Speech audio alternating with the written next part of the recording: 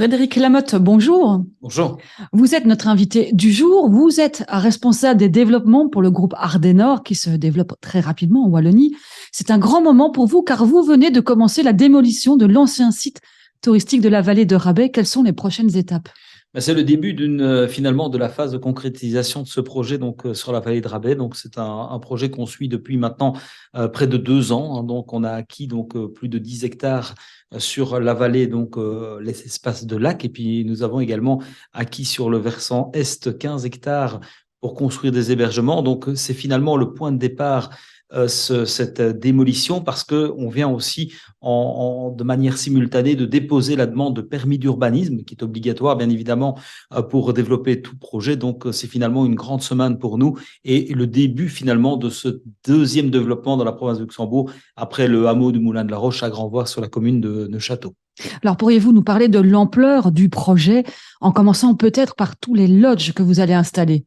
Alors, c'est un contexte qui est assez intéressant, la vallée de Rabais, donc parce que historiquement, c'est un lieu qui était très fréquenté. Il y avait jusqu'à 100 000 nuitées dans les années 80, dans les années 90 également. Et donc, on doit travailler ce projet de manière un peu différente de nos autres projets. Donc, c'est-à-dire qu'on doit avoir un projet qui cadre avec un public de résidents, mais également avec un public d'un jour, hein, a fait les heures de gloire de la vallée de Rabais, avec notamment ces très beaux lacs, ces très belles promenades également. Donc la réflexion a été assez complexe à faire et donc on a de l'hébergement qui va être situé surtout sur le versant est du site avec 143 unités d'hébergement, donc 143 lodges qui vont être installées donc dans le massif forestier sur une superficie de 15 hectares. Et puis bien évidemment, le cœur, le poumon sera la base de loisirs, hein, donc qui va être recréée. On a dû donc démolir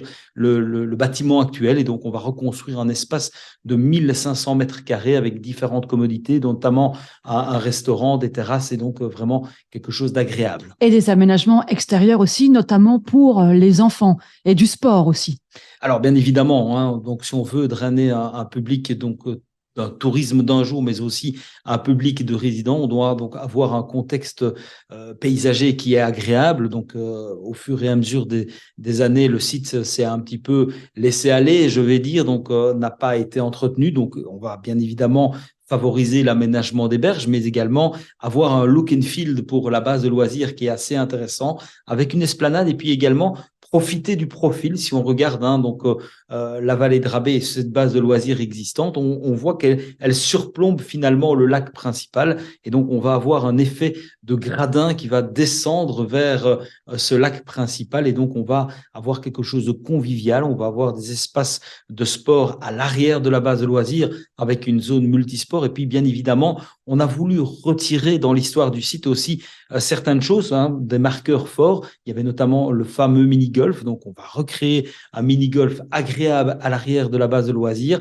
Et puis, bien évidemment, il y avait une piscine d'antan avec notamment un ponton et on va avoir de nouveau un espace piscine dans le lac. Et en voir les premières images, ce sera magnifique et ça va drainer du monde de loin. Merci Frédéric Lamotte de témoigner dans notre studio.